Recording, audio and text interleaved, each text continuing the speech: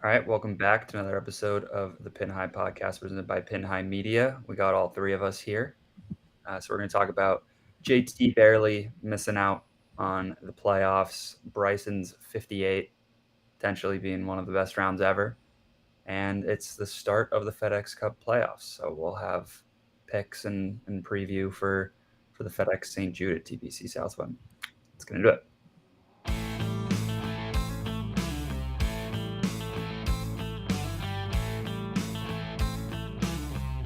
This is Jordan Spieth here, and This is the Pin High Podcast. One. All right, let's get inside the ropes to start the week. We have all three of us here for the first time in a little bit. I feel like that's kind of just how the golf world is right now. You know, it was the Wyndham, it was the 3M. We're all here for the Open, or maybe not. Were all of us here for the Open? It was the first round We did a round recap. recap. Pin High Happy Hour. We did the recap. Yeah. Oh yeah, I knew that. that was a good time. Yeah. But yeah, it's good to be back. It's playoffs now, so and we're gonna be heading into Ryder Cup. So we got a good stretch coming here before we get into the slow part of the season again. Yeah, I mean the Wyndham wasn't the worst tournament, I guess. Especially like the fact that they cut the FedExCup playoff number from 125 to 70, so there was a lot of movement back and forth of who's gonna get in, who's not gonna get in, who's out, who's in. So I thought that was pretty interesting. I enjoyed it, like just because of the fact that like JT was like grinding his ass off, like trying to get into the FedEx Cup playoffs when like years past, like just he would have been like, oh, I don't care, like I'm just gonna it made I feel like it made it matter more, just like and it made like people like JT play the 3M Open and play Wyndham and maybe in a couple of years, like if someone like if Zalatoris is playing this year and he played a few events and was able to come back, like he'd probably be playing his last few weeks too. Like it just makes these events matter more, like a better chance of someone like JT getting into like coming to, I don't even know what location they were at this week, but It wherever makes the one for is. a storyline. Yeah. Of no storylines.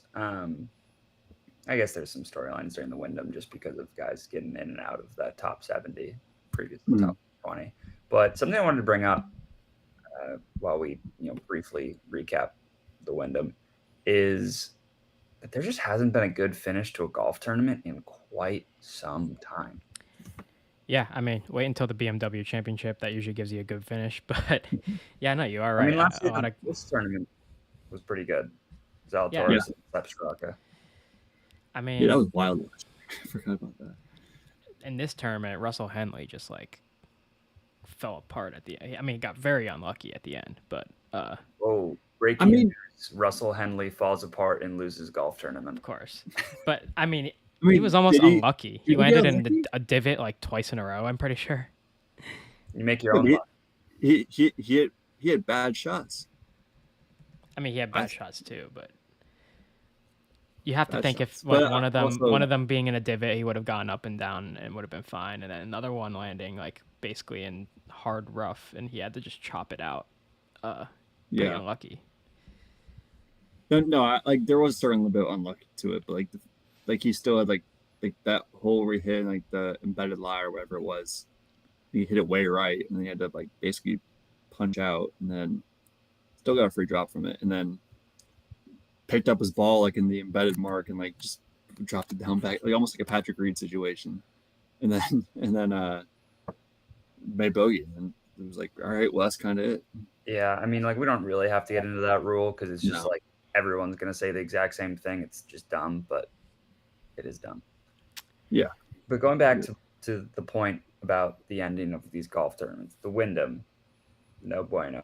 3M Open, Lee Hodges runaway. Open, Harmon runaway. Scottish Open, sure, good finish. Nobody saw it. John Deere Classic, who cares? Rocket Mortgage, good finish. So there you go. Rocket Mortgage is the best one, yeah. But also no one saw that either. Yeah, also no one saw that either. Travelers Championship, Keegan runaway. U.S. Open, Wyndham runaway. Canadian Open, Nick Taylor. So there hasn't been many good finishes. Like almost in the whole entire summer. It feels like Yeah, it's bad for just golf to not have any excitement, because I feel like I was thinking during the window, I was like, I have not been excited about like a golf tournament like on a Sunday in honestly quite the some most time. I've been excited for was the Rocket Mortgage. The Rocket Rookie Mortgage, one, Yeah. and and it was that's on saying CBS something. The Sports. And like, Rocket Mortgage. yeah, it's crazy. But no, I think I think you're right. It's just a down year for kind of. I feel like majors have said the same thing too. It's just been a Majors. down. Like even last year, besides the uh, U.S. Open, it feels like everyone just runs away. Like I feel like there's been a lot more runaways than recent for like the majors and like now this year the PGA Tour as well. Which like I don't want to take like I don't think that credits like this discredits the PGA Tour or like gives any credit to Live for like having these guys, but at the same time it's like maybe there would be a couple guys in there that would like a Taylor Gooch or a Bryson this week shooting 58. Like who knows? But it's still just a weird. It's weird. We're due for some fireworks for sure. Yeah. Hopefully the FedExCup playoffs bring those fireworks. I'm thinking Yeah. this week when you talk about a 70-man field of all top players, cream usually rises to the top at these events. You're bound to get a good finish. Yeah. Especially like these are the best players in the world here these next 2 weeks, whether JT's or whatever is here or not. Like and Sky's got a new putter, so he'll probably win by 20 now. So it's just gonna be it is kind of exciting, even though I don't care about this course. And is next week Olympia Fields? Is that what it is again? Or is it Medina next week? I believe it's Olympia Fields. Okay. Well, that was an awesome finish last time. And it was like super tough, which was fun. And then East Lake is always, or East Lake could be a runaway depending who's in first, I guess. It's a weird tournament because you have that like staggered start, so it's hard to. I'll probably be back there again on that Saturday, but it's gonna be, just a weird tournament. But I mean, it had a good finish last year. It did. So I mean, that's the thing with. I was thinking about how there's these elevated events next year that don't have a cut and they're smaller fields. I mean, sure, it's less players and there's gonna be less storylines like like an Eric Cole coming out of nowhere like during the Honda or whatever it is. It's still gonna like the finishing the Sundays are gonna be good because the good guys are gonna win those events mainly. Yeah, I agree. And that's what's gonna happen during the FedExCup playoffs. Whatever, and we're cutting No, from 70 to 50 next week, so Yeah. you have that Like as well. that's what they should do in the signature events or whatever they're called now. Like just cut like still like have like only 70 guys, but still cut it to like 50. Like so there's still like the like all right, I can't just mail it in if I don't feel it this week. Kind of feel, but you can still create that like kind of cut and still have enough great players there, especially from the great fields, to make it matter on the weekend and make the viewers want to watch too. Yeah, that would be an interesting idea. Cut them after 2 rounds, and then those guys are out for next week. Yeah, because they're already too much WGC. Like if they're no cuts and whatever, we're bringing in more no cut events next year. So exactly. Yeah, it might not end up being the worst thing in the world. Only time will tell. Yeah. So how about a little who's in, who's out for the FedExCup playoffs? Because kind of talked about that, but not really. I mean, first man out, JT. Yeah, I mean, Which whatever had a crazy little end there. If he like chipped in, he would be the first man in, I think. Yeah. So Ben Griffin's happy about that. Yeah, Ben Griffin from a missed cut gets in as the 70th man. Adam Scott had a good week last week, but second man out, 72. If we want to give a throwback to high altitude, good pairs. Ben Griffin and Flagsticks. Is that what it's called? Good pairs? Good pairs. Yeah. We did that. I don't remember doing that at all. that whole Talked about a lot. era was a blur. And then third man out, Davis Thompson. So Norman, Spahn, and Griffin in. Thomas, Scott, and Thompson out. That Mentioned begs, but what does that mean for JT now for the Ryder Cup? That's the question that. I mean, I don't know, but there is everyone- another name we have to talk about when it comes to Ryder Cup after last week. Oh my god, I was half Oh, joking Bryson. when I said that earlier. But like, I mean, like, there's credibility to that. I mean, I'm not gonna sit around and act like there's not. He's a bomber. He played well at Whistling Straits. I don't know if the course is exactly a bomber's paradise. It's in Italy, but then we don't really know I've much. heard. About it. Well, like what's like he's suing the PGA Tour and the players. However, like No, he's not going to make it. But like, no, it's not like it's the craziest idea that someone might be like, yeah, he deserves to be on the Ryder Cup team. Yeah, like I just don't think it.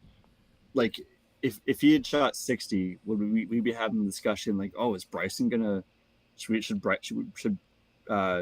Bryson take JT's spot in the Ryder Cup team? Like, I don't think so.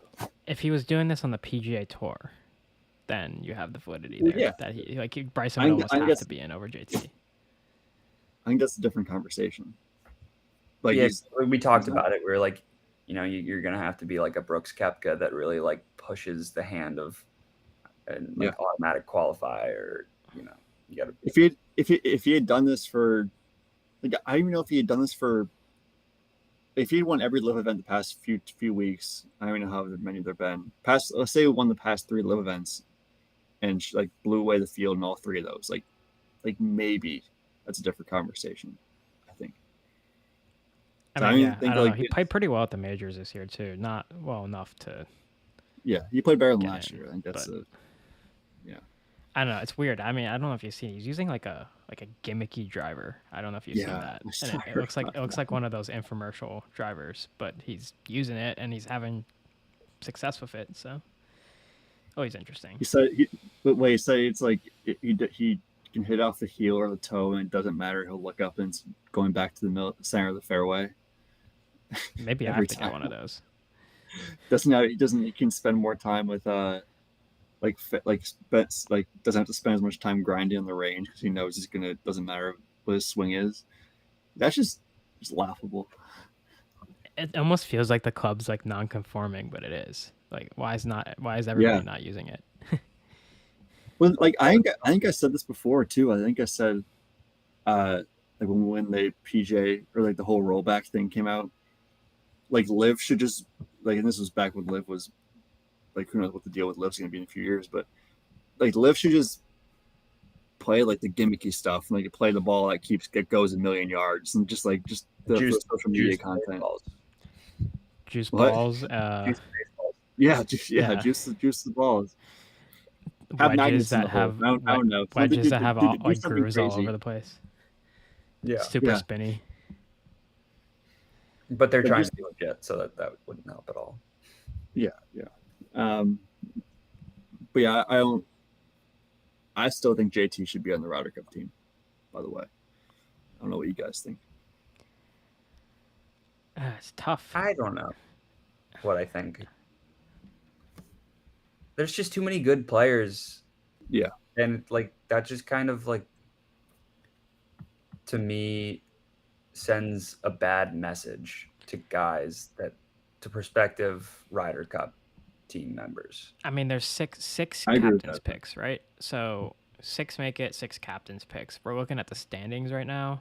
7 is Max Homa, 8 is Cameron Young, 9 is Jordan Spieth, 10 is Keegan. Which those 3 are in.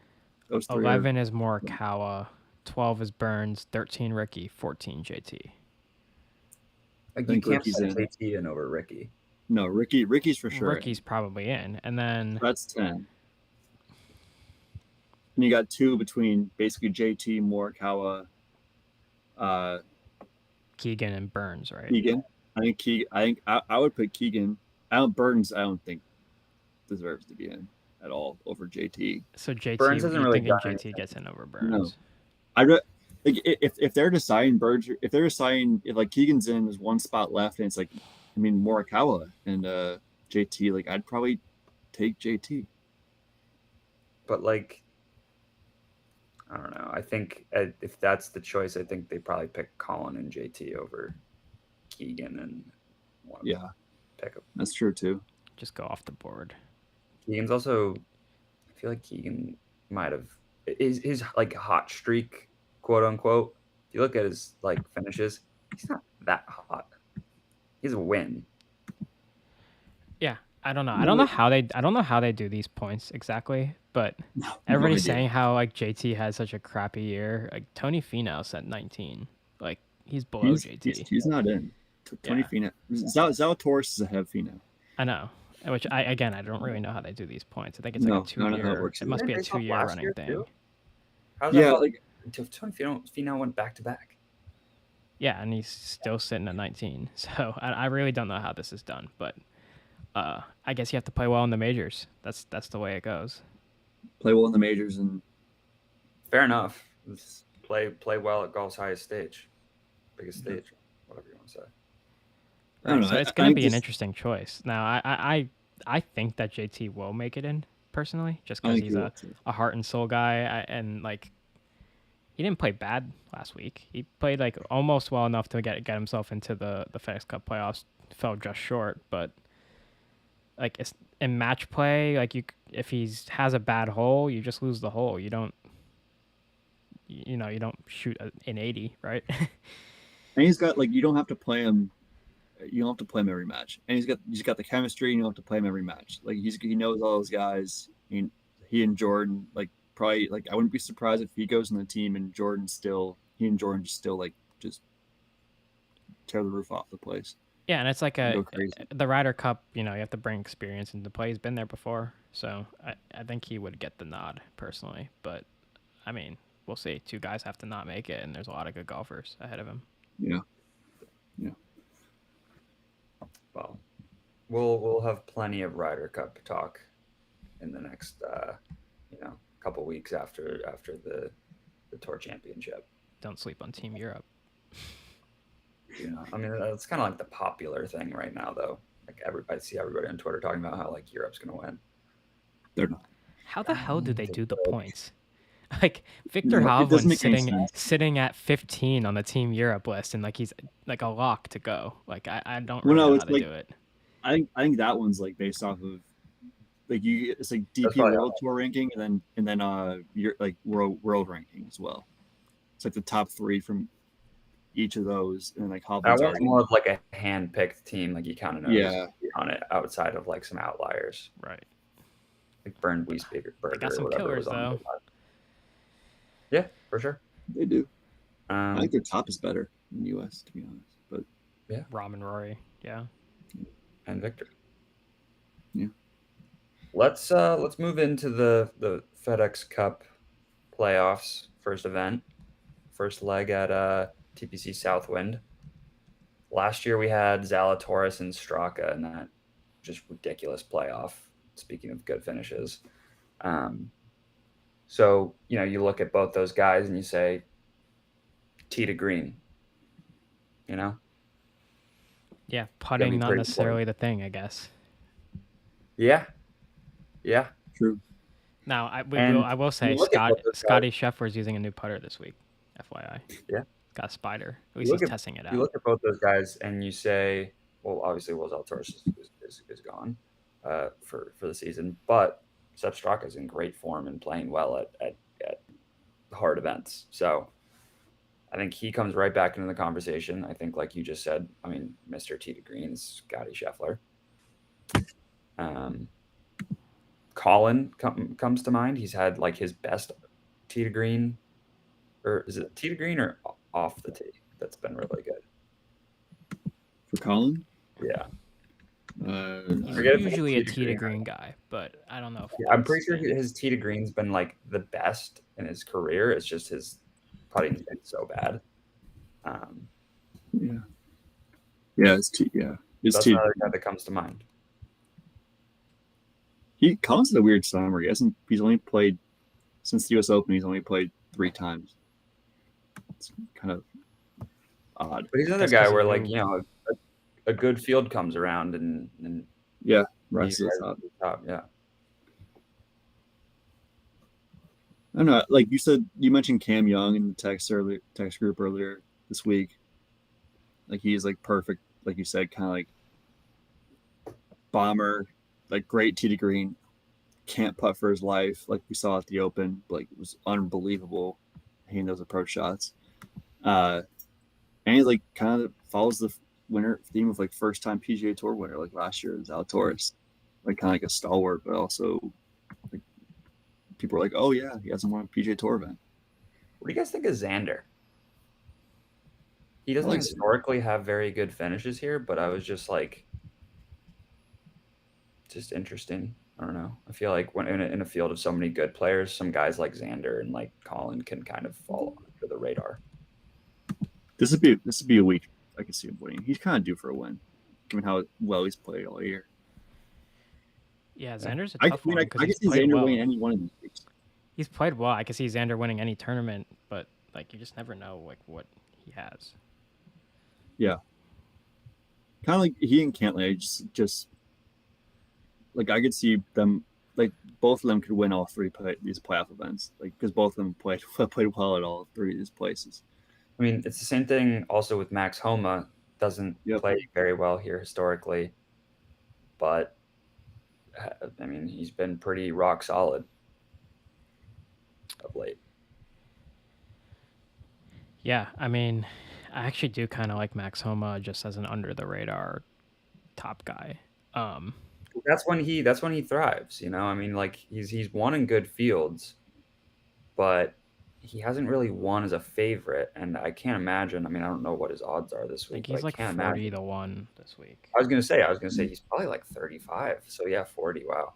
I mean, like anytime if you told us in January or February that you get Max Homa at 40 to 1 in a non-major, especially 70-man field, Yeah.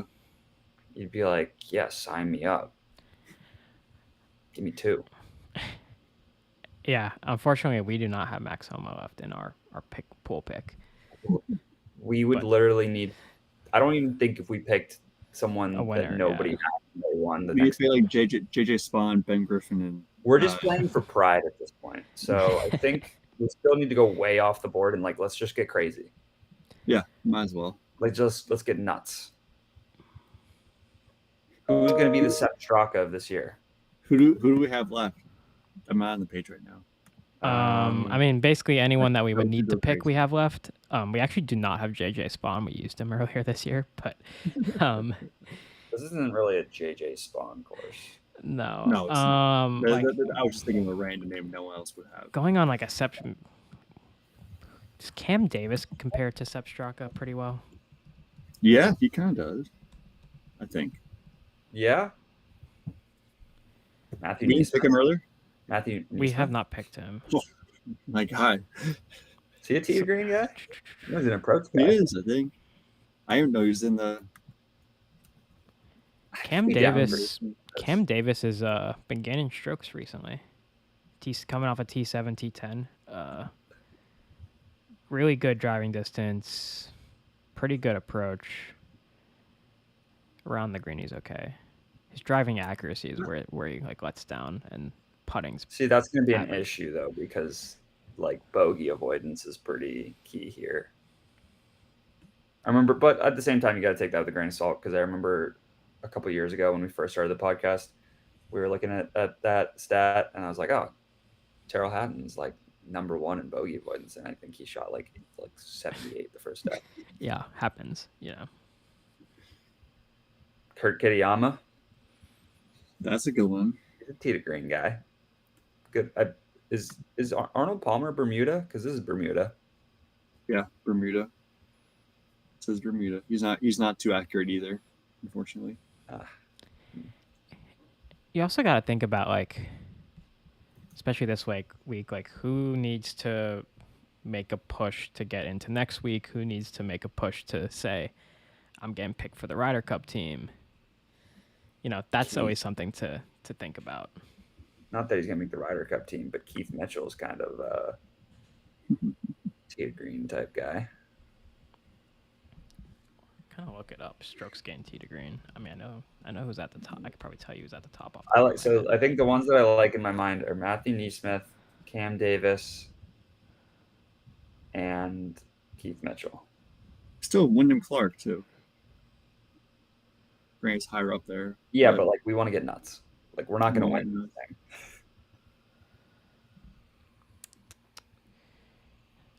Trying to get this tee to green page to load. Takes a while. There we go. What Poston? How's Poston doing tee to green?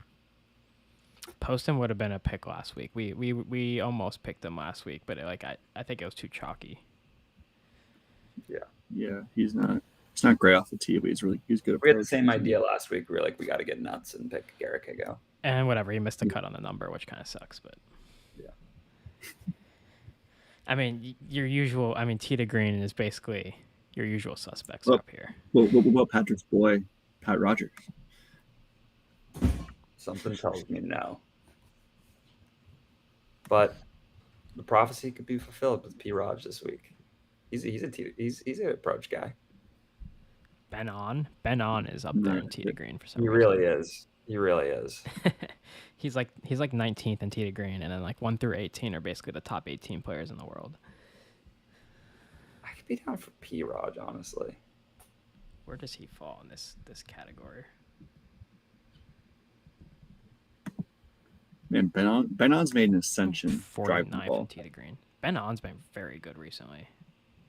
Yeah, Which is kind of interesting. not that. I mean, all these guys we're talking about are not super accurate. That's the problem.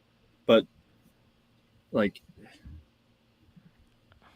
I mean, that's just kind of what it is. The guys who are lower down usually aren't that accurate off the tee. But they bomb the ball though. They absolutely crush it. I'm good with anyone. I'm good. This is more of like a throw I give a dart. lot of options. I'm good with anything. Jake, you throw the dart.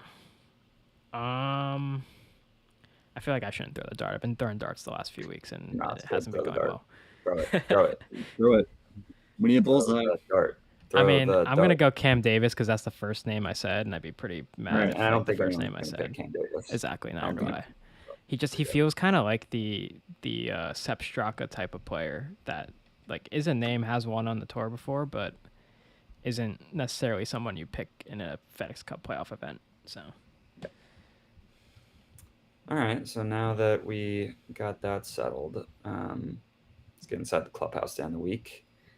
You want to quickly go over golf runs? I know we wanted to get a quick episode in, but yeah, I played twice last week. I played on was it Saturday afternoon? Went out at 5:30. Played in 2 hours and 45 minutes, basically walking. So that was nice. Shot 82. solid. Couldn't beat the vibes, and then I shot in exactly an 80 on Sunday, which sucks, but Sad. Is what it is. Sad. I was playing with my coworker on Sunday, and he had a little chippable innable chip on 18 for 79, but he bladed it. I mean, I had a putt on 18 for. I was like, the flag was at the front of the green, so I hit it like just to the front of the green where it like just didn't stay on. So I had a putt for 79, and I just like I put it up right next to the hole, didn't go in. Sad. I also missed like a 2-foot putt on like 13. That if you look back at my round, if I made that, I would have shot 79. But is what it is. Should have would Kind of funny. I thought the dream was over. I needed like a birdie and a par. 17. I literally hit like I topped my drive basically. Like went like 100 yards. And I was like, well, what now? So I pulled a 3-wood out of the middle of the fairway and just hit like a 250 yard. Hit a 250 yard 3-wood like right down to where I would have like laid up if I hit my like normal drive. So that's the silver mine difference.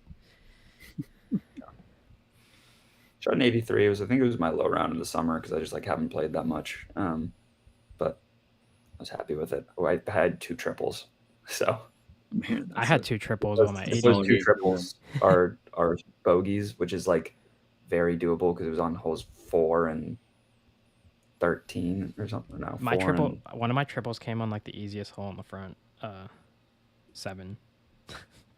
Yeah, so it's like good left. Yeah, that's good left. Yeah, those 2 triples turn into bogeys, then it's a 79. Basically, I hit the ball right on 7. It went like under a tree, and then I hit it like straight into a bunker, like plugged in the bunker, and then like so I made triple on 7, and then I made triple on 13. So wasn't 2 holes that I probably shouldn't be making triples on. I made triples, and that cost me breaking 80. I didn't play last week. I had a qualifier a couple weeks ago. Shot 76, 4 bogeys. That's it. So that was kind of Tough. interesting. No And birdie.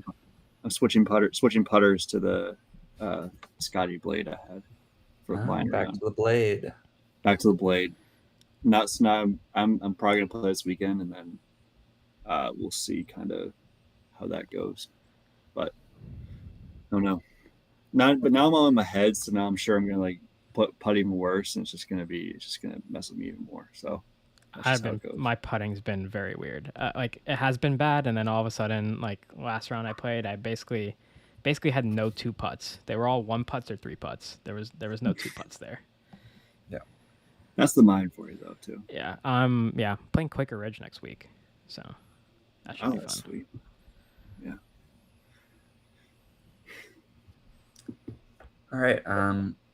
I'll do it for this week. We'll see you guys next week for the BMW Championship and a Cameron Davis win this week. Yep.